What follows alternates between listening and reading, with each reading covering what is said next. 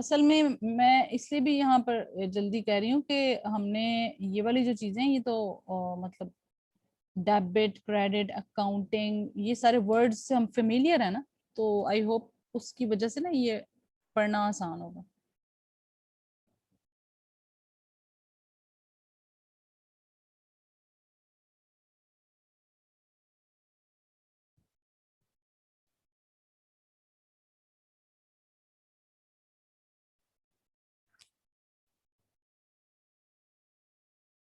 हाँ जी, सबसे पहले सोर्स डॉक्यूमेंट्स कि जिसके अंदर आपकी ट्रांजैक्शंस होंगी कि एवरीडे कोई इवेंट अगर इनकर होता है अकर हो रहा है तो it is written in a book, इसको आप बुक के अंदर लिख लेते हैं। अब आप अगर ये देखो इस पिक्चर से भी हमें पता चल रहा है कि जहां पैसे की लेन देन हुई है ना उसको वो इवेंट कह रहे हैं in the terms of accounting. Got that? यानी कि ये बिजनेस ट्रांजैक्शन की बात की जा रही है, बिजनेस इवेंट्स की बात की जा रही है जिसको आप बुक्स के अंदर लिखते हैं। ठीक है, ठीक है। Yes ma'am. Yes ma'am. अच्छा जी, जर्नल या इसको जनरल जर्नल भी कहते हैं जिसके अंदर आप अकाउंटिंग की रिकॉर्डिंग स्टार्ट करते हैं। इंटरेस्टिंग होता है वैसे ये जर्नल बनाना भी, क्योंकि हम पहले अकाउंटिंग इक्वेशन करके आए होते हैं ना। अब मैंने ना असल में हमारा मजे की बात ये है कि हमने जर्नल के अंदर सॉरी अकाउंटिंग इक्वेशन में हमने ना डेबिट क्रेडिट के रूल्स वगैरह सीख के जब उसमें काम किया है ना, तो अभी आपके लिए जर्नल का काम करना ना आसान होगा। मतलब ये कोई मुश्किल काम नहीं होगा इंशाल्लाह। ये हम जब करेंगे ना तो आपको खुद ही पता चल जाएगा। कुछ वर्ड्स होंगे जिसको हम बजाय ये कि वो जो हम कैपिटल में से ही जाके लेस कर देते थे या एक्सपेंसेस थे वो अलहदा से नहीं थे लिखते, या accounts payable on the whole लिख देते थे, या फिर गुड्स को सेल या गुड्स को परचेज करते थे गुड्स ही लिखते थे, या हम सेल्स और परचेजेस लिखेंगे। अगर आपको याद हो हमने परचेजेस और सेल्स का वर्ड जो उसकी डेफिनेशंस भी पढ़ी थी। तो जब अकाउंटिंग के अंदर जब आप गुड्स को परचेज करते हैं या गुड्स को सेल करते हैं तो उसके लिए हम ये नहीं लिखते कि गुड्स आर परचेज, हम सिंपली लिख देते हैं परचेजेस हैव बीन मेड या सेल्स हैव बीन मेड। ठीक है, तो वो इसके अंदर हमें ज्यादा क्लैरिफाई हो जाएगा इंशाल्लाह। फर्स्ट स्टेप है अकाउंटिंग साइकिल में क्या, रिकॉर्डिंग। रिकॉर्डिंग किस में होगी, जर्नल में। इसको जनरल जर्नल भी कहते हैं।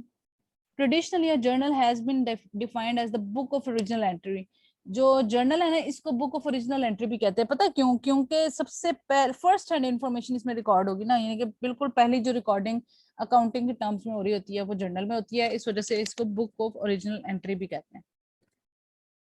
इसके अंदर क्या होता है, क्रोनोलॉजिकल रिकॉर्ड। अगर आपको याद हो अकाउंटिंग की जो डेफिनेशंस हमने पहले पढ़ी थी स्टार्टिंग में, उसके अंदर एक डेफिनेशन जो थी ना या फिर हमने पढ़ी थी या फिर किताब के अंदर लिखी थी, क्रोनोलॉजिकल रिकॉर्ड। क्रोनोलॉजिकल क्या मतलब, डेट वाइज। यानी कि फॉर एग्जांपल अगर एक इवेंट हुआ है 10 जनवरी को, फिर हुआ 10 अप्रैल को, फिर हुआ 10 अक्टूबर को, 15 दिसंबर को, तो ये जो सारे के सारे है ना डेट वाइज जो है ना लिखना होता है। तो वो जो डेट वाइज लिखना है ना उसको कहते हैं क्रोनोलॉजिकल रिकॉर्ड। ठीक है, इतना पता है ना आपको क्रोनोलॉजिकल रिकॉर्ड किसको कहते यस मैम। हैं? Chronological record of all parts of a transaction in one document, वो क्या है, जर्नल है। It features the date, debit credit and most importantly an explanation of each transaction. इसके जो फॉर्मेट होता है, फॉर्मेट में आप देखते हैं उसमें लिखा है डेट लिखी होती है, डेबिट या क्रेडिट अमाउंट, जो भी डेबिट अमाउंट होगी तो डेबिट साइड पे लिखते हैं, क्रेडिट अमाउंट लिखी होगी तो क्रेडिट साइड पे। और जो सबसे इम्पोर्टेंट बात है कि जो भी रिकॉर्डिंग आपने की है ना ट्रांजेक्शन की, उसके नीचे एक छोटी सी ना ट्रांजेक्शन लिख दी जाती है, एक्सप्लेनेशन लिख दी जाती है उस एंट्री की, कि बेसिकली ये ऊपर लिखा गया। फॉर एग्जांपल मतलब गुड्स परचेज्ड, गुड्स सोल्ड, छोटी सी एक चीज लिखी होती है ताकि अगर वो एंट्री ओरिजिनल एंट्री की किताब है तो जब हम उसको पढ़ें तो हमें पता चल जाए कि बेसिकली ये बजाय ये कि हम जाके दोबारा से वाउचर्स देखें और उसमें से उसको टैली करें, तो हम क्या करते हैं कि उसके नीचे एक छोटी सी एक ट्रांजैक्शन जो है वो लिख देते हैं, एक उसका पर्टिकुलर लिख देते हैं कि वो बेसिकली किस चीज से रिलेटेड है। तो वो फिर उसको आइडेंटिफाई करना और देखना जो है वो आसान हो जाए। Recording business transactions in a journal is known as journalising. एक बात की कि चीजें सबसे पहले रिकॉर्ड करनी है, किसमें, जर्नल में। और इस रिकॉर्डिंग के प्रोसेस को आप क्या कह रहे हैं, जर्नलाइजिंग। ठीक है, जर्नल में जब लिख रहे हैं तो वो क्या कहला रहा है, जर्नलाइजिंग। अब ये देखें, ये फॉर्मेट होता है, नजर आ रहा है। जी ये सबसे ऊपर जो आपने लिखना होता है ना, वो लिखनी होती है बिजनेस का नाम लिखना होता है।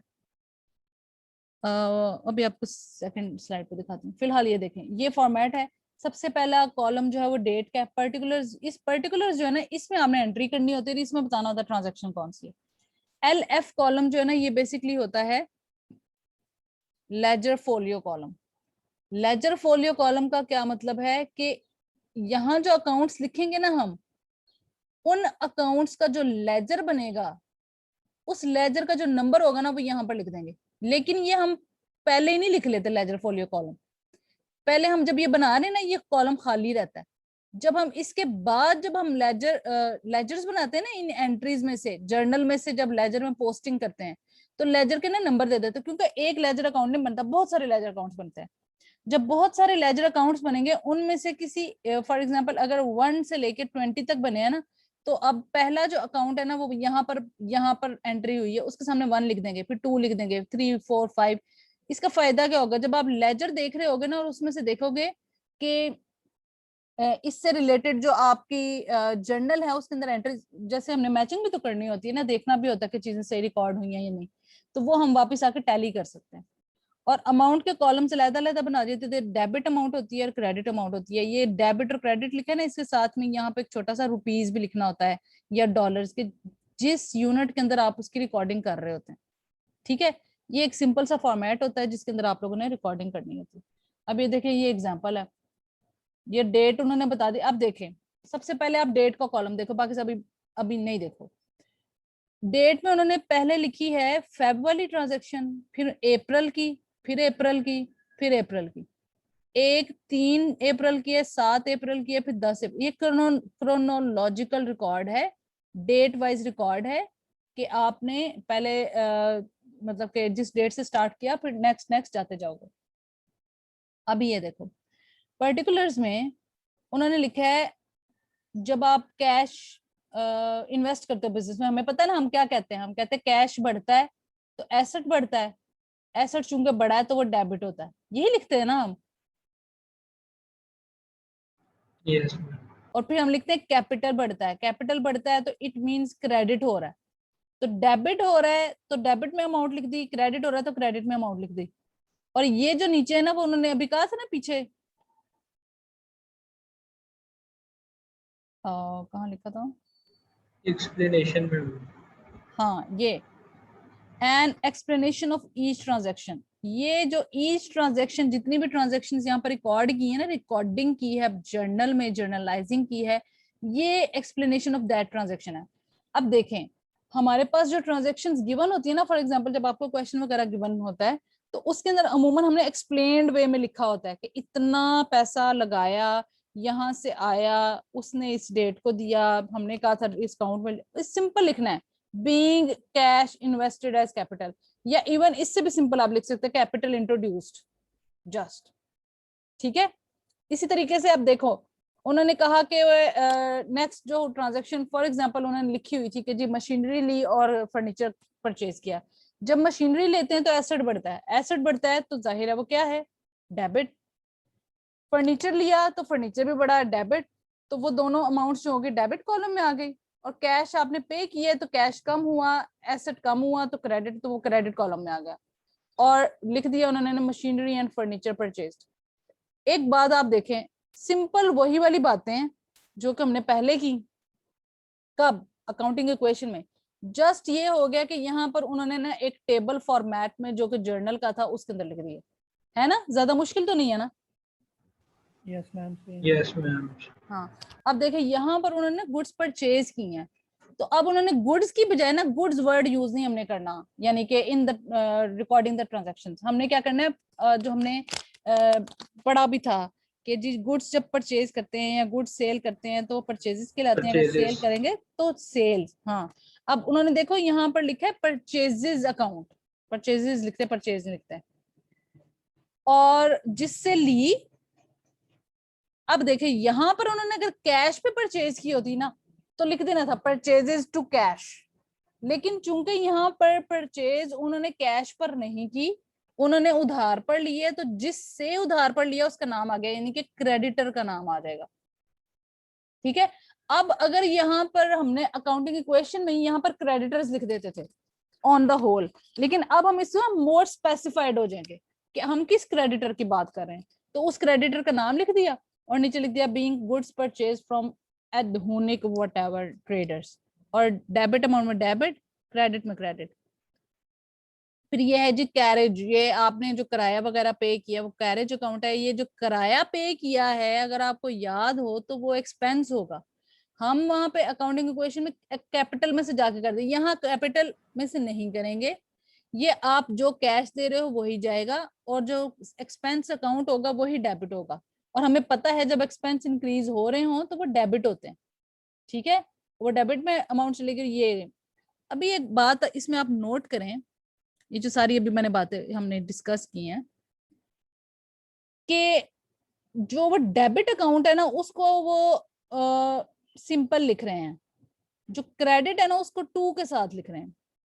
तो इट्स अ फॉर्मेट, अगर आप फॉलो करना चाहें ऐसे भी हो सकता है। इवन कभी तो ऐसा भी होता है, कई जो है ना फ्रॉम भी लिखते हैं डेबिट के साथ, अगर आप चाहें तो टू साथ लिख लें। उसकी उसका फायदा क्या होता है, उसका फायदा ये होता है कि पता चल जाता है कि डेबिट कौन सी अमाउंट होगी और क्रेडिट कौन सी होगी, बजाय ये कि जब आप सारी की सारी और कुछ ना हटा के लिखते हैं, कैश थोड़ा ऐसे लिखते हैं, टू कैपिटल अकाउंट थोड़ा आगे जाके लिखते हैं। उसकी वजह ये होती है ताकि हमें देख के फौरन से पता चल जाए कि कितनी चीजें यहाँ पे डेबिट हो रही हैं, कितनी क्रेडिट हो रही हैं, और सिर्फ डेबिट के आगे डेबिट लिख रहे हैं, क्रेडिट के आगे नहीं लिख रहे, तो इट मींस इट्स कंफर्म, क्योंकि या तो डेबिट होता है या क्रेडिट होता है, डबल एंट्री सिस्टम है। एक चीज डेबिट है तो दूसरे उसका इफेक्ट क्रेडिट आना ही आना है। तो अगर आप एक चीज आइडेंटिफाई कर रहे हो कि दिस इज डेबिट, तो इट मींस के other thing is always credit, जिसके सामने नहीं लिखा हुआ। एक और इसकी निशानी ये भी हो सकती है कि जब आपने एक चीज के सामने डेबिट लिखा है वो डेबिट अमाउंट्स है, और जिसके साथ टू लिखा हुआ है क्रेडिट अमाउंट्स है। इट डिपेंड्स कि आप इसको कैसे याद रखना चाहते हैं।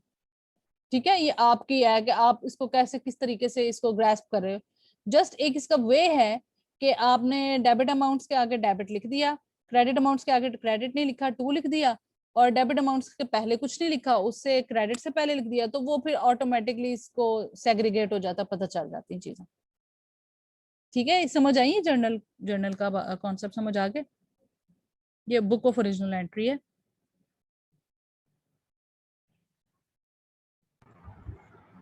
मैम इसमें लेजर फोलियो एम्प्टी है।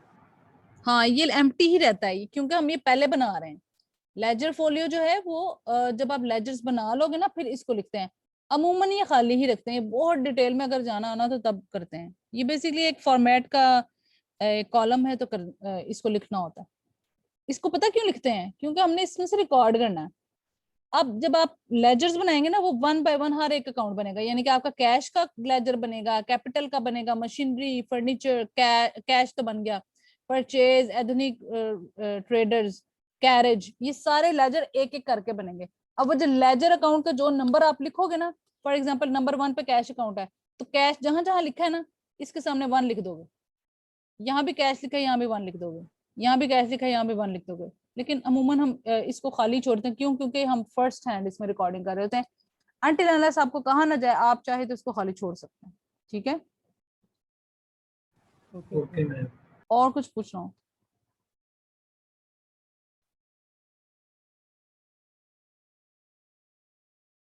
मैम ये लेजर वाले कॉलम में फिर मल्टीपल एंट्रीज आएंगी एक रो में। क्या मतलब? मैम अगर कैश का लेजर बना रहे हैं तो उसका 1 लिखा है, तो वहीं पे कैपिटल का भी है तो उसके लिए 2 भी लिखेंगे नीचे। हाँ हाँ हाँ, वो हर एक के सामने, हर अकाउंट के सामने। फॉर एग्जाम्पल ये मशीनरी, फर्नीचर, कैश, ये 3 है, तो इनके सामने 3 लेजर के रेफरेंसेस आएंगे। ये बेसिकली रेफरेंसिंग के लिए होता है कि लेजर फोलियो। अब या आप जाओगे ना जब लेजर कॉल बनाओगे ना, तो लेजर के अंदर लिखा होगा JF, वो होता है जर्नल फोलियो, कि किस जर्नल की बात की जा रही है, कौन से जर्नल की रिकॉर्डिंग है। आप टाइम खत्म हो रहा है,